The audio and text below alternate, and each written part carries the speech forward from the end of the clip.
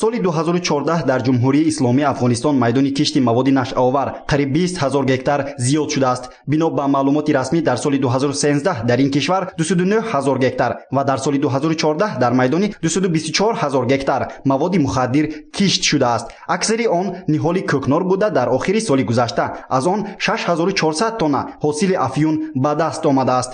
мақомотҳои қудратии тоҷикистон нигаронӣ мекунанд ки зиёд шудани майдони кишти маводи нашъовар дар афғонистон хатарҳои зиёдтареро дар тоҷикистон ба миён меорад, зеро тоҷикистон бо афғонистон ҳаммарз буда бештари маводи мухаддир ба бозори ҷаҳонӣ тариқи кишвари мо интиқол меёбад.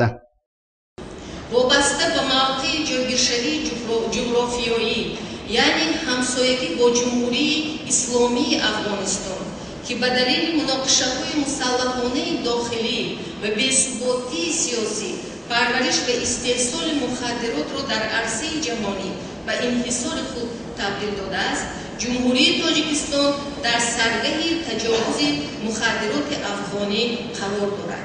бино ба гуфти масъулин дар 5 моҳу 20 рӯзи соли ҷорӣ дар вилояти суғд зиёда аз 291 килограмм маводи нашъовар мусодира гардид. аз он 28 килограмм героин, 46 килограмм афюн ва 216 килограмм гурӯҳи бангдонагӣ буданд ки аз афғонистон ба ҷануби кишвар ва сипас ба вилояти суғд интиқол ёфтанд. дар ин давра 126 ҷиноятӣ муомилоти гардиши маводи мухаддир ошкор гардида 38 нафар ҷинояткорон маҳбасӣ шудаанд.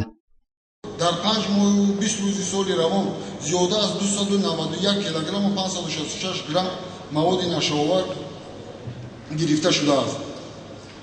дар соли 2014 гирифта шудааст.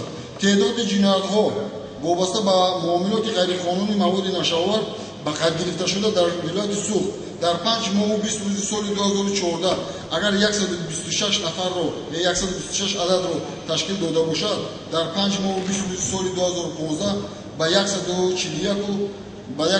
ба 141 адад расидааст. айни замон дар ҷумҳурӣ зиёда аз 7000 нафар бо ташхиси бемории нашамандӣ ба қайд гирифта шуда, ин рақам дар вилояти суғд ба 1102 нафар баробар мебошад ки аз онҳо 50 нафарашонро занон ташкил медиҳанд. дар чорабиние ки ба рӯзи умумиҷаҳонии мубориза бар зидди нашъамандӣ бахшида шуд, масъулин аз афзоиши нашъамандон дар вилояти суғд нигаронӣ карданд, зеро дар 5 моҳи соли ҷорӣ дар вилоят 1102 нафар нашъамандон ба қайд гирифта шудаанд ки 62 нафари онҳо нав ба бемории нашъамандӣ гирифтор шудаанд. гуфта мешавад ки дар соли ҷорӣ 2 нафар нашъамандон фавтида, 26 нафари дигар бинобар марг ё сиҳатёбӣ аз қайд бароварда шудаанд. таҳқиқот нишон дод ки аз 1102 нафар нашъамандон 990 нафарашон бинобар набудани ҷойи корӣ ба ин беморӣ гирифтор шудаанд. айни замон амалиёти кӯкнор 2015 ҷараён дорад. мақомоти милитсияи вилоят 30 ҳолати парвариши бангдонаҳои худрӯйро дар доираи ин амалиёт ошкор карданд ва 253 000 бехниҳоли бангдона решакан карда шуд. ҳадафи ин амалиёт пешгирӣ аз нашъамандӣ ва манъи парвариши ғайриқонунӣ бангдона мебошад. мувофиқи иттилои раёсати агентии назорати маводи нашъовар дар вилояти суғд, ҳоло миқдори зиёди нашъамандон дар шаҳри хуҷанд ба қайд гирифта шудаанд. гузориши Ҳалим Ҷӯраев ва Илҳом Фозилов барои барномаи хабар.